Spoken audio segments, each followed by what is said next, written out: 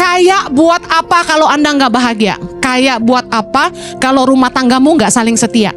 Tahukah Anda salah satu berkat Tuhan itu dalam penghidupan kita adalah kebahagiaan. Jangan cari duit terus, tapi kalau pulang ke rumah berantem udah kayak kapal pecah.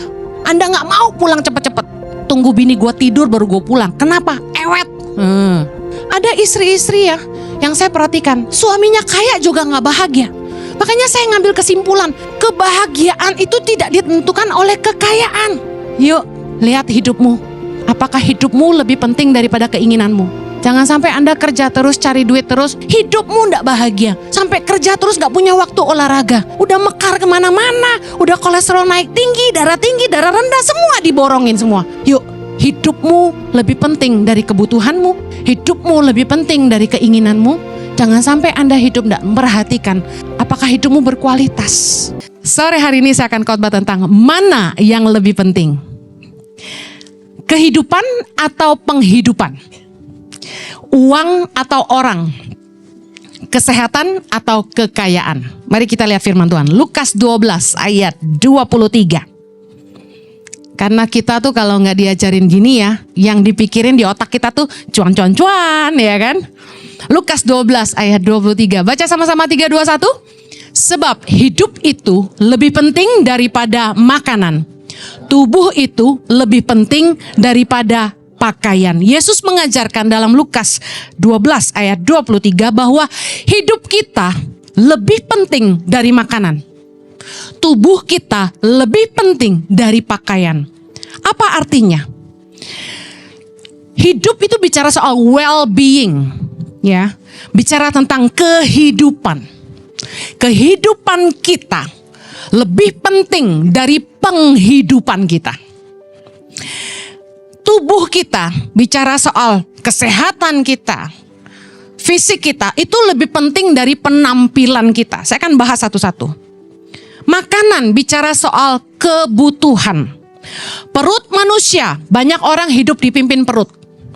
Rasa lapar kata firman Tuhan memaksa orang bekerja dalam Amsal 16 ayat 26.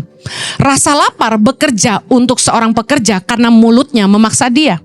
Makanan bicara soal kebutuhan.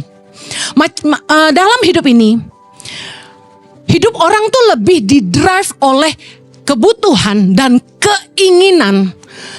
Sehingga orang banyak mengabaikan kehidupan. Banyak orang yang mentingin cari uang, kerja terus, cari uang terus untuk mencukupi kebutuhan dan juga memenuhi keinginan. Kita harus bekerja karena supaya hidup kita berbuah. Kita harus kerja untuk mencukupi kebutuhan rumah tangga kita, keluarga kita, hidup kita sendiri. Kata firman Tuhan supaya hidup kita tidak jadi beban. Katakan amin. Tapi pada dasarnya yang namanya kebutuhan itu adalah makan, minum, pakai. Rumah menjadi salah satu kebutuhan. Anda ngontrak, Anda nyicil, rumah merupakan kebutuhan. Tapi pada dasarnya kenapa orang tidak pernah berhenti bekerja adalah karena gini, banyaknya keinginan yang harus dipenuhi. Bukan lagi kebutuhan. Banyak orang lebih dipimpin oleh keinginan. Karena driven by desire, bukan driven by needs, orang gak ngerti kata cukup. Hidup orang lebih dipimpin oleh keinginan yang gak ada habis. Sementara orang itu gak sadar bahwa hidupnya tuh sudah gak berkualitas. Dia udah gak ngurus dirinya sendiri. Karena yang dicari duit, kerja terus demi duit, harta yang ditumpukin. Tapi dia melalaikan kehidupannya sendiri. Ketika orang mulai didrive sama keinginan yang gak ada habisnya, mereka gak sadar bahwa hidup mereka mulai gak berkualitas, hidup mereka mulai gak merdeka, dan hidup mereka mulai gak bahagia. Gak ada lagi waktu untuk santai. Gak ada lagi waktu untuk istirahat yang cukup. Gak ada lagi waktu untuk olahraga. Gak ada waktu untuk rekreasi sama keluarga. Makan bersama tiap malam jadi susah. Bahkan cari waktu untuk berlibur setahun sekali bagi banyak orang itu kendala. Papa nggak ikut lah, toko lagi rame, kalau libur lebaran kalian aja. Banyak nggak yang gitu? Saya mau kasih tahu, diberkati itu adalah gini, kita bisa merasa cukup dan punya karunia menikmati. Katakan amin. Ukuran diberkati itu bukan seberapa banyak harta. Saya bukan konglomerat, tapi menurut Anda saya diberkati? Orang itu diberkati kalau dia bisa ngerti rasa cukup. Bahasa Inggrisnya fulfilled, content. Kita bisa ngerasa content, cukup. Content tuh gini, kayak happy gitu loh. Kayak udah merasa, aduh, I feel so content gitu. Content buat beberapa orang itu masalah. Bikin dia jadi malas dan gak mau berusaha lebih. I agree, tapi content adalah berkat Tuhan. Karena banyak orang hartanya sebanyak apapun never feel content. Gak feeling fulfilled. Gak pernah merasa cukup. Diberkati adalah diberi karunia menikmati. Kita lihat Pengkhotbah 5 ayat 18. Kita baca sama-sama 3, 2, 1. Setiap orang yang dikaruniai Allah kekayaan dan harta benda dan kuasa untuk menikmatinya, untuk menerima bagiannya dan untuk bersukacita dalam jerih payahnya, juga itu pun karunia Allah. Boleh gak kerja? Boleh. Kerja keras boleh gak? Boleh. Cari cuan terus boleh gak? Boleh. Tapi ingat, kalau kamu gak punya karunia menikmati kuasa untuk menikmati setiap harta benda, berarti Anda tidak diberkati. Mengambil waktu bersukacita dalam jerih payah adalah berkat Allah. Katakan amin. Saya percaya bahwa Pengkhotbah 3 bilang begini, segala sesuatu ada waktunya. Ada waktunya kita kerja keras. Ada waktunya kita menikmati hasil kerja keras. Yang setuju katakan amin. Saya punya istilah gini, orang yang gak diberkati Tuhan itu kaya tapi miskin. Kok bisa? Kalau Anda berpikir bahwa Anda sampai gak punya waktu untuk liburan sama keluarga, berarti Anda miskin. Orang yang kaya tuh gini, dia punya kebebasan untuk berkata stop kerja. Waktunya saya liburan. Ini orang kaya. Tapi kalau orang harta udah banyak tapi gak bisa tutup toko, artinya dia miskin. Sampai gak bisa liburan itu kayak budak. Diperbudak sama uang. Libur aja susah, tutup toko 3 hari berasa rugi. Anda harus tahu bahwa waktu kita jalan terus, kita gak muda terus. Kita gak sehat terus, kita suatu hari akan sampai di titik jalan mulai lambat. Kesehatan mulai menurun. Kita udah mesti jaga makan. Jangan sampai di titik itu Anda baru menyesal, kok belum ke Israel. Makanya Kanatur saya kasih tahu. Kalau orang mau berangkat ke Israel umur 60 tahun ke atas harus didampingi anaknya. Gua gak bisa nenteng mereka, saya bilang. Karena perjalanan ke Tanah Suci wajib bawa koper sendiri. Nggak ada private porter. Suami saya yang terganteng sedunia yang ngangkatin koper emak-emak. Jangan dong. Makanya mumpung masih sehat, kaki masih kuat, nabung buat pergi ke Tanah Suci. Amin. Kalau punya duit tuh jangan ke Jepang dulu, Eropa dulu, Tanah Suci dulu. Amen. Sentil sama Ibu Gembala. Banyak orang kaya tapi miskin. Lebih sayang uangnya daripada keluarganya. Lebih sayang uangnya daripada dirinya. Pengkhotbah 6 ayat 2 bilang gini, orang yang dikaruniai Allah kekayaan, harta benda dan kemuliaan, sehingga ia tak kekurangan sesuatu pun yang diingini. Kaya gak nih orang? Mau apa aja bisa. Tetapi orang itu tidak dikaruniai kuasa oleh Allah untuk menikmatinya, melainkan orang lain yang menikmatinya.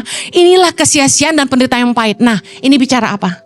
Jangan sampai Anda tuh kerja terus tapi Anda gak nikmatin. Begitu Anda tua, yang nikmatin mantu Anda. Mantu Anda bawa keluarganya, bawa teman baiknya. Haleluya. Karunia menikmati harta bangsa-bangsa. Berkat Tuhan bagi kita hanya bisa kita nikmati kalau kita ngerti. hidup ini lebih penting daripada makanan. Hidup Anda lebih penting daripada keinginan dan kebutuhanmu. Dengar baik, jangan karena penghidupan Anda lupa menghidupi hidupmu. Banyak orang gak enjoy life. Saya yang ngeliatin orang-orang yang kayak gini, saya kasihan. Hidup itu diperbudak sama uang. Kerja terus sampai stres. Saya kasih tahu, saya kalau kerja keras. Bahasa Inggrisnya gini, susah bahasa Indonesia. I work hard, I play hard. Kalau Anda kerja sungguh-sungguh. Tapi waktu Anda punya waktu sama keluarga, nikmati sungguh-sungguh. Saya bersyukur suami saya bertobat. Dulu dia lebih ngirit kalau sama keluarga, royal sama orang lain. Kewali. Harusnya kita lebih royal sama keluarga sendiri. Kenapa? Orang-orang yang bersama-sama kita waktu susah, mereka yang layak menikmati hasil kerja keras kita. Amin. Waktu kita susah yang menderita siapa?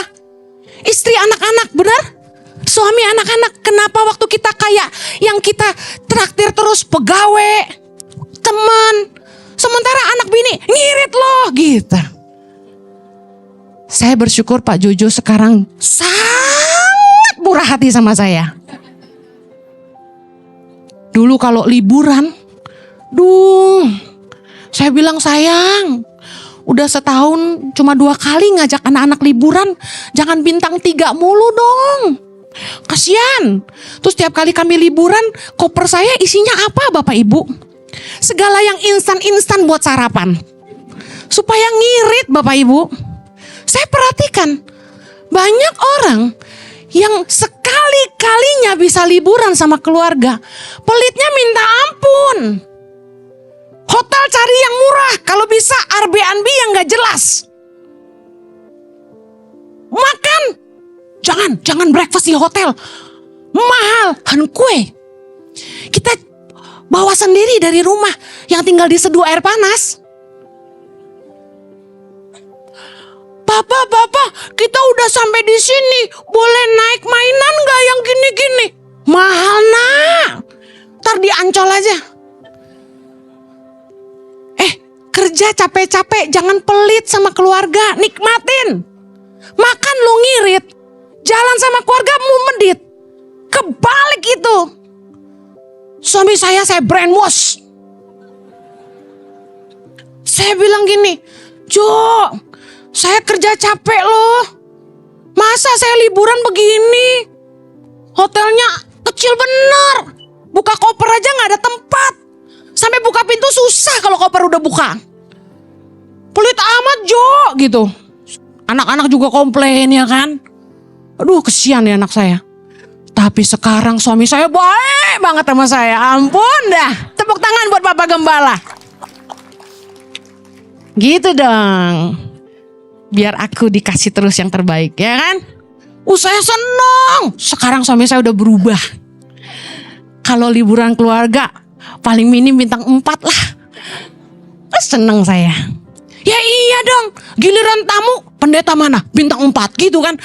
Istri sama anak jalan-jalan bintang 3. Kebalik dong. Ayo suami-suami berubah. Istri-istri senggol suaminya. Kayak Pak Jojo dong. Gitu. Saya kasih tahu.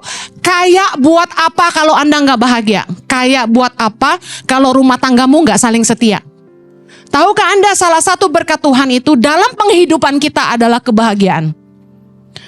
Pengkhotbah 9 ayat 9. Nikmatilah hidup dengan istri yang kau kasihi seumur hidupmu yang sia-sia, yang dikaruniakan Tuhan kepadamu di bawah matahari.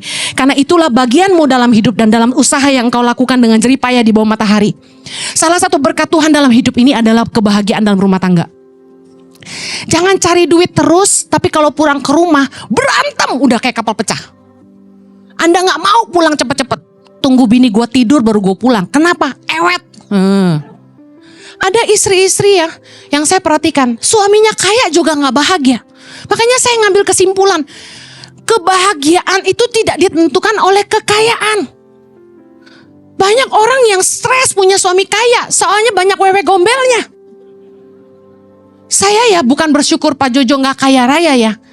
Paling enggak gini loh, gue tahu duitnya berapa.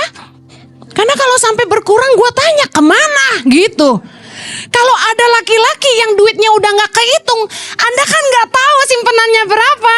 5 jangan-jangan ya kan. Yuk, lihat hidupmu. Apakah hidupmu lebih penting daripada keinginanmu?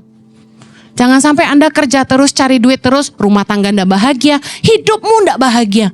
Sampai kerja terus gak punya waktu olahraga. Udah mekar kemana-mana, udah kolesterol naik tinggi, darah rendah, semua diborongin semua. Yuk, hidupmu lebih penting dari kebutuhanmu. Hidupmu lebih penting dari keinginanmu. Jangan sampai Anda hidup ndak memperhatikan apakah hidupmu berkualitas. Apakah Anda diperbudak sama uang? Punya waktu enggak liburan sama keluarga? Punya waktu enggak makan malam sama keluarga? Punya waktu enggak untuk olahraga? Punya waktu enggak untuk sekedar nonton TV dan bersantai? Saya kasih tahu, santai enggak dosa. Ketika saya day off, saya benar-benar ngambil waktu untuk bersantai. Sayangnya hampir enggak ada day off sejak jadi gembala, saudara. Learn to reward yourself. Katakan saya layak menikmati hasil kerja keras saya. Yuk, babat mindset pelit. Pengkhotbah 5 ayat 9 bilang siapa mencintai uang tidak akan pernah puas sama uang. Berapapun banyak hartamu, you will say never enough. Oleh karena itu belajar mengerti kata cukup. Kehidupanmu lebih penting daripada keinginanmu. Yang terakhir, Lukas 12 ayat 23 tadi bilang gini, tubuh itu lebih penting daripada pakaian. Tubuh kita yang di dalam nih lebih penting daripada pakaian. Orang seringkali lebih fokus kepada penampilan daripada kesehatan. Pakaiannya sih branded, tapi banyak penyakit. Kalau Anda punya uang, harusnya yang penting, lebih penting itu digunakan untuk merawat dirimu, bukan cari pakaianmu. Bukan penampilanmu, bukan mobilmu. Mobil boleh Lexus, Mercy, segala macam. Tapi buat apa kalau Anda tidak sehat? Mau naik mobil? Gak bisa mobil sport, mau turun aja gak bisa squat. Kalau Anda punya uang, nomor 1, rawat dirimu. Katakan aku harus merawat diri. Ada istri yang saya lihat, suaminya berpenghasilan fantastis. Istrinya ngatur uang pinter. Setiap bulan dibelikan aset dan investasi. Top. Istri bijak. Tetapi istrinya tidak merawat diri. Apa yang terjadi? Ada pepatah berkata wanita itu diuji saat di bawah dan laki-laki diuji saat di atas, bukan? Tapi menurut saya, baik kaya maupun miskin, ujian selalu ada. Suami yang penghasilannya lumayan, tapi karena istrinya kurang menawan, akhirnya jatuhnya sama teman atau karyawan. Karena itu, jangan lebih sayang uang daripada orang. Kalau Anda mengasihi suami Anda, rawatlah diri Anda. Kalau Anda mengasihi istri Anda, rawatlah diri Anda. Saya mau ngomong apa yang real. Masalahnya tuh bukan soal mempercantik diri aja. Suntik sana, suntik sini, betot sana, betot sini, tarik sana, tarik sini. Bukan cuma itu. Itu penting. Tapi memastikan bahwa apapun yang masuk ke mulutmu dan menyentuh kulitmu haruslah berkualitas, jangan asal murah. Heran, kalau makan ngirit tapi bisa beli tas branded.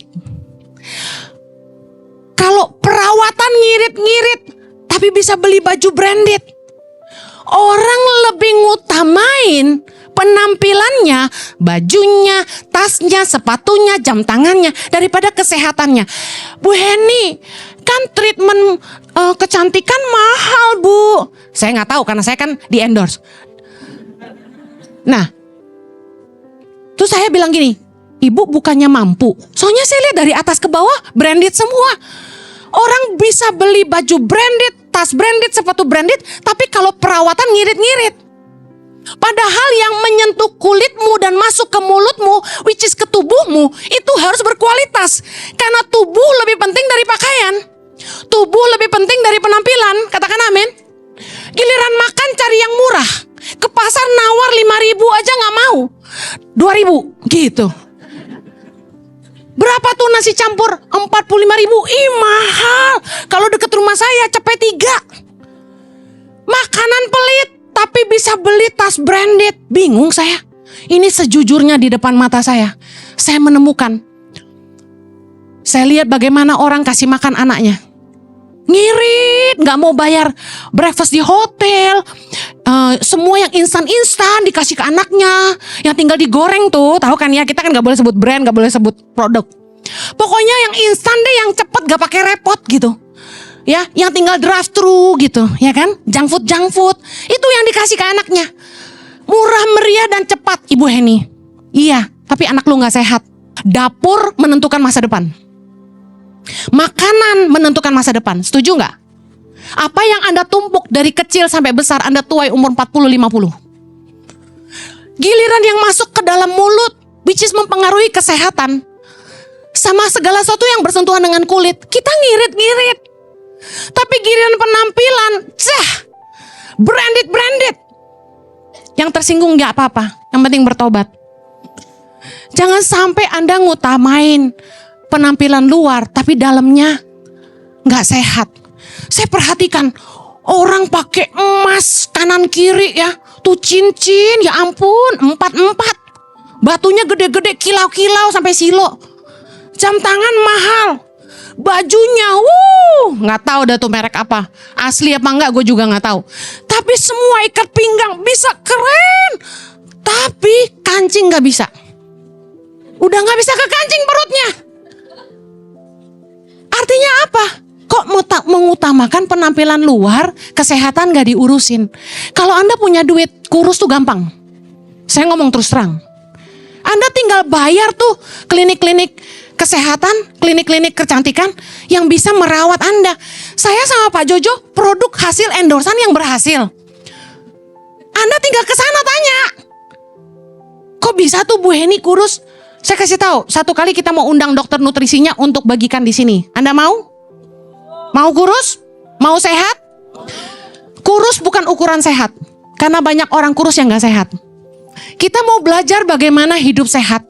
Kalau Anda sayang sama istri Anda sayang sama suami Anda sayang anak-anak Anda harus sehat. Katakan aku harus sehat.